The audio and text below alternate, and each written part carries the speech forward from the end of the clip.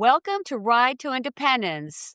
We are so honored today to have Dr. Melissa Donahue here with us. Thank you so much, Dr. Donahue, for joining us at Ride to Independence. Thank you so much for having me. You're welcome. All right, let's break the ice. What do you do as a sex therapist, and how do you enhance people's couples and people's lives? Sure. So I work with individuals and couples in my practice here in Ridgewood, New Jersey. I work with couples foundationally in their relationships to build on their communication, to identify where they're breaking down in their communication, and to figure out where they're finding their challenges in their sexual lives, to change the behaviors that they're demonstrating and try to make their life better and based on what they think repair would look like. And when do couples seek you out? I mean, what after 6 months of struggling, a year of struggling, does finally somebody say, "Hey, listen, we need to get some help." I think people come in at all different times for therapy. Frequently, people wait a longer Mhm, period of time before they come in. I think younger mm. generations are coming in a little bit sooner after a couple of years, but I would say on average, I see people 5, 10, 15, 20 years into the struggles of their relationship. Sometimes people are even one foot out the door saying that if this doesn't work in a short period of time, I'm going to file for divorce or I'm going to leave. So we tend to get to a very big breaking point before people come in for therapy. Yeah, isn't that the time when people hit are married for, let's say, 15, 20 years, and they're not having any sexual relationships anymore or any sexual intercourse, and then that's when you just said, is it usually the female who will say something to the partner, and she might be going through Mhm. menopause.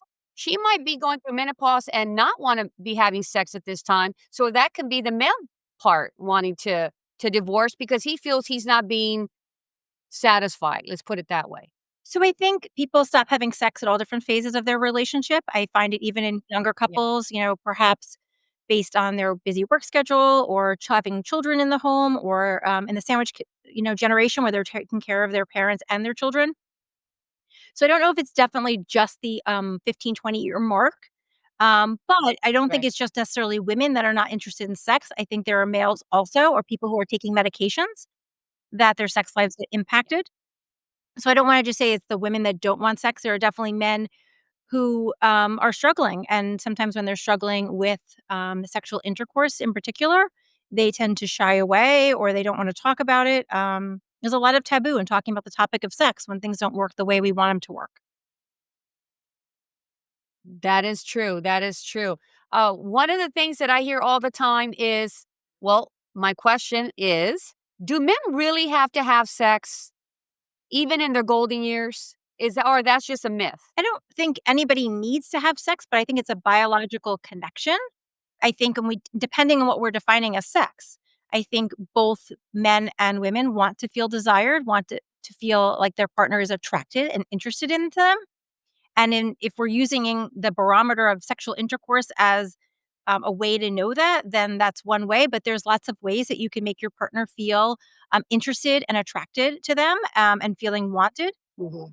And I think as people get older, depending on their medications, their medical condition, their physical abilities, um, I think sometimes it's not always about physical sexual intercourse, but it's about other things of being sexual and other ways to be intimate with somebody without even taking your clothes off. That is true, that is true. Well, one of the people that I like to talk about right now, I mean, now that we're talking about the golden years of people, I mean, look at Coach Mhm, Belichick. Here's a 73-year-old man mhm, dating a 24-year-old mhm, woman. Now, I'm assuming a lot of it has to do with because I doubt they have anything in common. I wanna assume that he's in it, obviously, to be sexually satisfied because there's no way a 73-year-old man is going to have any type of agreement on ideology, politics, religion. I mean, anything that matters to older mhm. people with a 24-year-old girl. So, I mean, you see a lot of that. You see a lot of older men going out for the young girls. And a lot of it has to do, I think, because a lot of women post-menopause or premenopause don't have the desire. And then that's where the divorce comes in, right? And then that's when they seek the younger generation. Well, I Your thoughts on Well, I that? think the first thing that is important is to define what sex really is. I don't think sex is all intercourse, and I don't think all couples necessarily have a quality sex life or quality communication. So I think part of the issue starts with is that, yeah, their bodies do change for women and for men at certain parts of life. And perimenopause and before menopause is not necessarily recognized easily until people are kind of getting closer to the end of perimenopause, entering menopause, where they can kind of look back and say, oh, yeah, now that makes more sense because it's a long goodbye. It's like an 8 to 10 year period of time where your body is changing. And Mhm. during that period of time, you may have sleeplessness, you may have hot flashes, may have weight gain, a decrease in libido, painful intercourse because there's lack of lubrication. So lots of things are going on. And if you're not feeling right in your body, it's very hard to wanna share your body if you don't feel good in your body on a day-to-day basis. But also during that time, men are also experiencing, different medical conditions such as, heart conditions, diabetes, blood pressure challenges, and medications or the disease that they're experiencing also impacts their ability to sexually perform. So I think it depends on you know, what the problem is. If we're just looking solely for sexual intercourse and nothing else in the relationship, then yeah, people might be disappointed in their sex life. But I tell people all the time, if that's all you're looking for, you're eating a small portion of the menu. There's so much more to do that can be satisfying. Oh, and I have to agree with that because let me tell you about my sister Connie. My sister, who happened to be in her mid 60s, late 70s, and she was along for a very long time, and she was pursued by a gentleman who was 30 years her junior, and I told her, well, go ahead and go for it and see where it leads. They end up having a 3-year Mhm, relationship and having and being compatible because he fulfilled something in her that she hadn't had in a very long mhm, time. So, it's just not men who have the desire to be with other people younger than them, but I also feel that it's women too. Although, it's frowned upon with women mhm, as opposed to mhm, men. I mean, look at Bill Belichick. No, you don't hear anybody coming down on him because he's going out with a 24-year-old girl. mhm, But when a woman does mhm, it, I mean, it's supposed to be mm, taboo. That I don't think is fair or right. right.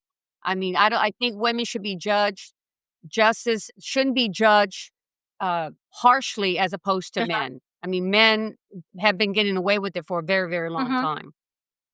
yeah. I think, if you have things that are in common and how you enjoy time together and it's more a relationship cannot just exist solely in a sexual capacity in a bedroom. There has to be more things that you have in common outside and more interests involved. Otherwise, a relationship is not going to be sustainable. Yeah, I mean, and, I drive Mhm. seniors. I work with seniors. My business, Seniors Concierge, so I do have a opportunity to talk to them all the time. And what do you feel that people most do not realize about seniors and Well, sex? I think people are sexual beings until death. I think people I think people think True, that once true. people cross a threshold that maybe they're not sexual beings anymore, but there's always Right. self-pleasure, there's always, partner pleasure, and I think that we can't just assume that just because someone's past their reproductive years that they're done. Right. Very true. Very true. But we've also seen a rise in Mhm. STIs, sexually transmitted infections. What do you think is going on there? I mean, why is this happening more now than before? And why do you think older adults aren't practicing safe sex? Well, I think once you get past your reproductive years, um, Mhm. people don't necessarily think that condoms are as important, they don't have to worry about them. But you also have to keep in mind that if there's erectile dysfunction or any type of instability in the erection, stopping to put a condom on for any type of intercourse can interfere with the ability of maintaining that erection. So I think part of it also could be related to the quality of the erection that we're having. I think sometimes also that when people get an infection, doctors are not necessarily looking for them because of the age of the patient. It's sometimes being Mm. overlooked or people are asymptomatic. Sometimes the, complaints that they're saying could look like something else and it's overlooked. And also people are living longer now, so there's more people to have sex, and there's more availability, That's and true. it's not as taboo as it was 10, 20, 30 years ago. Right, that is true. People are living longer, and, I do hear from a lot of my clients that they like to be and I even hear from some of my clients that they would like to be more Mhm. active, but they just don't know how to approach Yeah, it.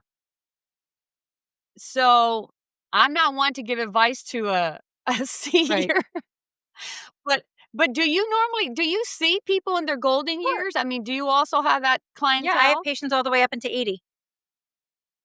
No Of course. kidding. Okay. And And they're married, I'm assuming they're they're married. married, and the problem is more communication rather than the physical acts. I think people don't know how to Right. talk about it, they just know how to do it. No one ever talks about communication or how to talk about sex, and without the communication skills, it's very hard to navigate any challenges that come up. That is true. Well, what age do you feel that parents should be speaking to their children about You sex? start talking to the children about sex when they start learning their body parts. You should Okay. start label you sh everything gets a label of what it's called. We don't make up nicknames, we don't call it a cookie, we don't call it a hot dog. Call it what it is, because Right. just like we don't call the elbow the bendy thing, we call it an elbow. Everything Right. gets the proper name, and you want it to have the proper Right. name because if your child ever has, an injury or has an infection or has any type of, touch that is inappropriate in that area, how are they going to be able to tell somebody where the problem lies or what was hurt or injured if they're saying my cookie was hurt? Well, I don't know where your cookie is, right? You need to be able to say something. You need to be able to, and when you take shame away from language and you give things the proper terminology, then we start taking away the shame from sex. If we can say what the things are and label them properly, Right. then there is no shame saying my penis has, my penis hurts or my vulva itches. There's no shame there. We can talk about it and we can ask for help from professionals, from our parents, from our friends when we're not stigmatized by the Right. language. Mhm. Exactly. Exactly. And what role do you think well you did mention that medication plays a role a lot in the men, but women coming out of menopause, especially like in their 50s, and then they're getting into their golden Mhm. years. I mean, how do you feel their sex drive is from when they're a lot younger? Did you think is there a decrease, an increase? I think it's all situational with their partners, number 1. I think, when in every new relationship, there's this burst of lust that happens that can last 6 months to 2 years. It's a period of time in every new relationship, but as you move into a more mature, stable relationship that's going to go the distance, sex is not as frequent and as top of mind. People do need to work, they need to keep their house clean, they need to take care of children, animals, relationships outside of their relationship one. So it's not as frequent, and I think, some women enjoy the closeness with their partners, post-menopause. I think if they're given the proper support, the proper, estrogen replacement, in order to maintain the health of the tissue and able to support them with lubrication, it decreases the pain and the dryness, which is what turns people away. If every time you had intercourse, it hurt or burned, or you got cuts or abrasions, you're not going to want to willingly do that again. Just like I'm sure if a man got a scrape on their penis every single time they had sex, or they got a cut or were bleeding, I don't think that they would want to have sex either. Well, yeah, that is true, that is true. What are your top 3 tips for older adults who wanna keep their sex life, vibrant and I safe? think What would you recommend as the top 3 things for them to I think do? they need to communicate what they want with their partner, you know, what they think Mhm. what they are interested in from a sex-wise, maybe discuss things that they think are fun or sexy or interesting, and what their ability is. I mean, I think as men age, their refractory period from orgasm to next erection sometimes has a longer thread, could be, days to a week or more.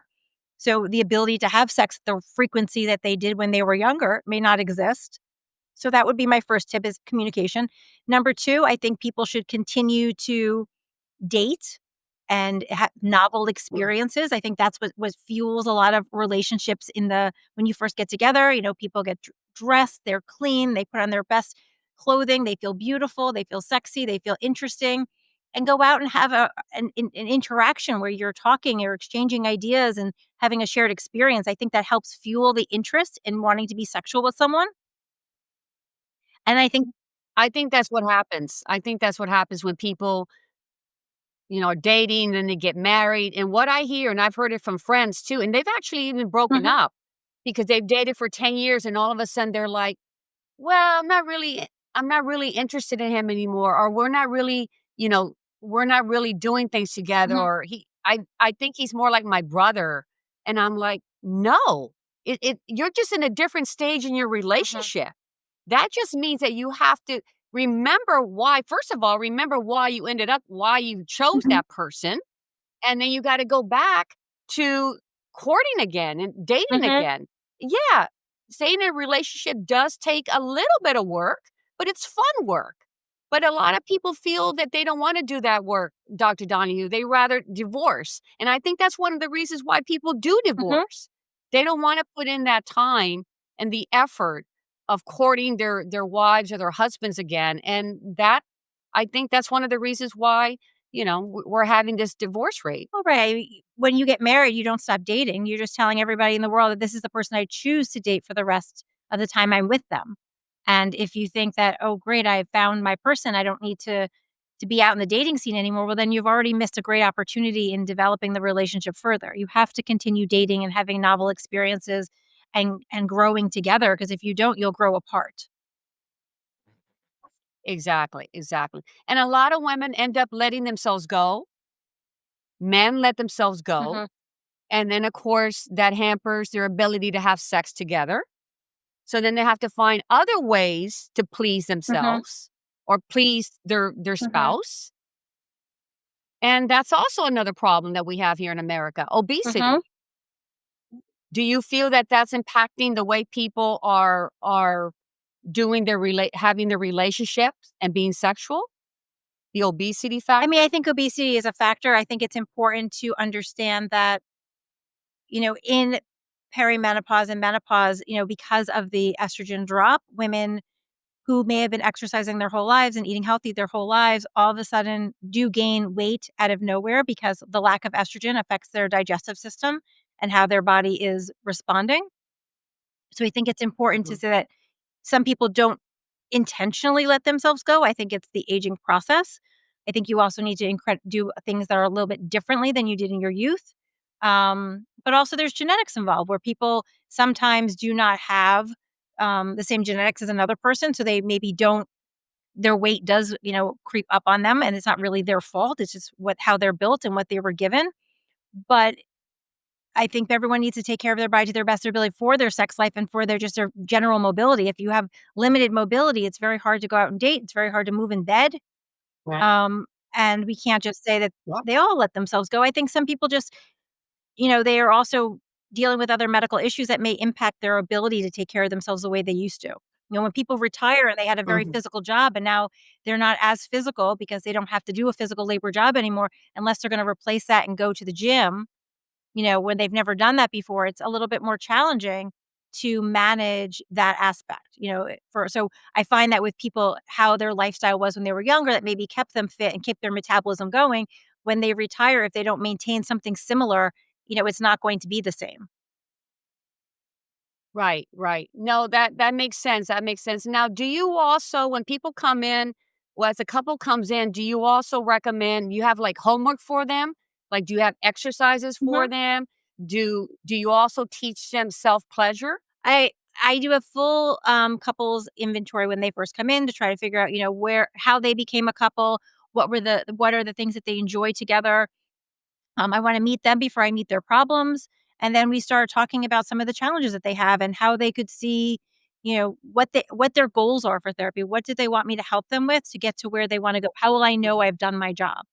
And then I do an individual Right. assessment session with each one of them to figure out more about them as individuals and figure out, okay, so what did you bring to this relationship? What were the messages you received from your family of origin?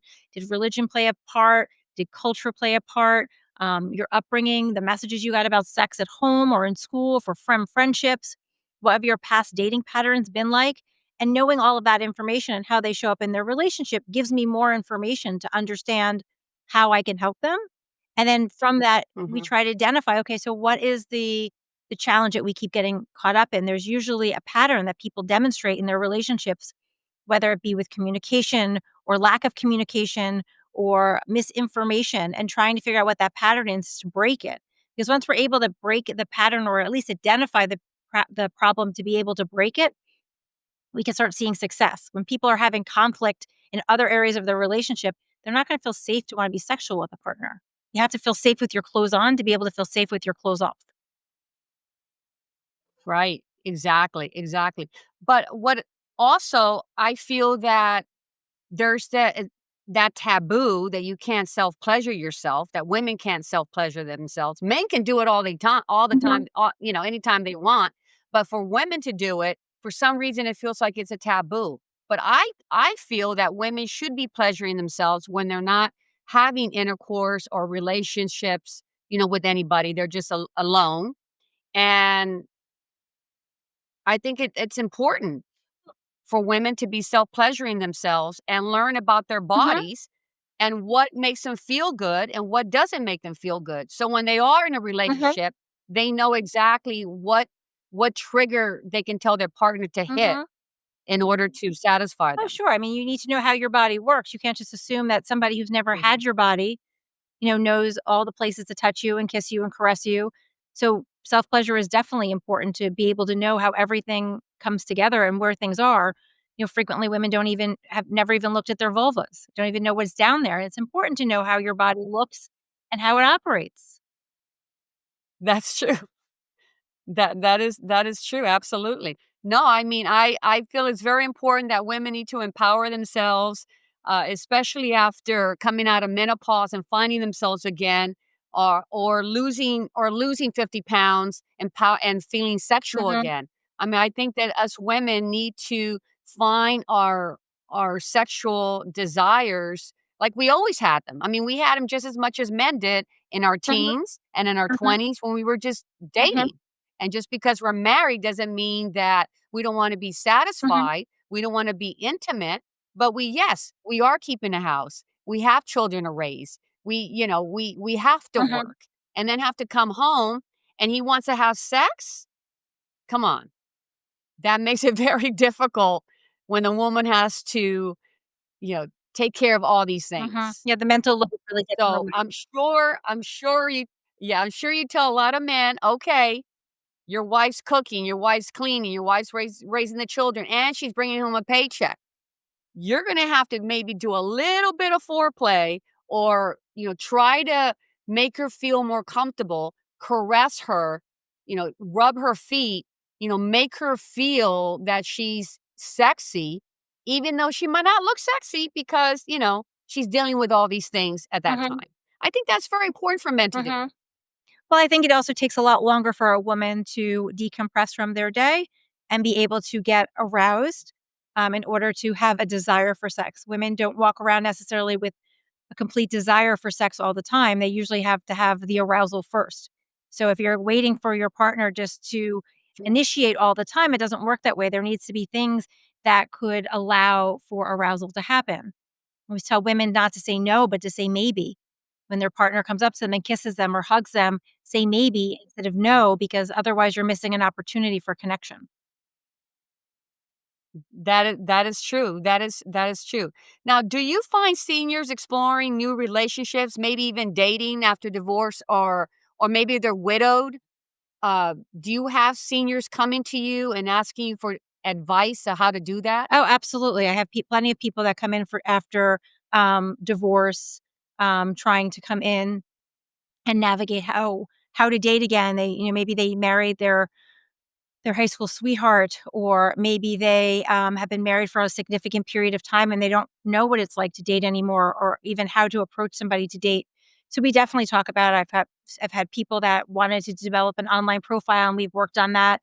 I've had people that wanted to identify places to go meet people if they didn't want to do the online um pro, apps and try to figure out how to date people, where to go, what to say, what to wear, practice Uh-huh. interviewing. We do things like that in the office all the time. Okay, pretend you're trying to invite me out for a date or trying to start a conversation. Let's practice some of the things that you might say and feel comfortable saying so that way we can give you the confidence that you need when you approach somebody. I think people lack confidence and think, well, if I'm divorced, people are going to look at me differently, or people are not going to take me seriously, or they're going to want to know about my ex more. And people get wrapped up in all those things. And the reality is that everybody has stuff that they're carrying in past relationships, whether it's divorce, an ex, in some capacity. It doesn't matter. And let's practice so you have that Right. confidence to go out there and find somebody that's maybe a good fit for you now.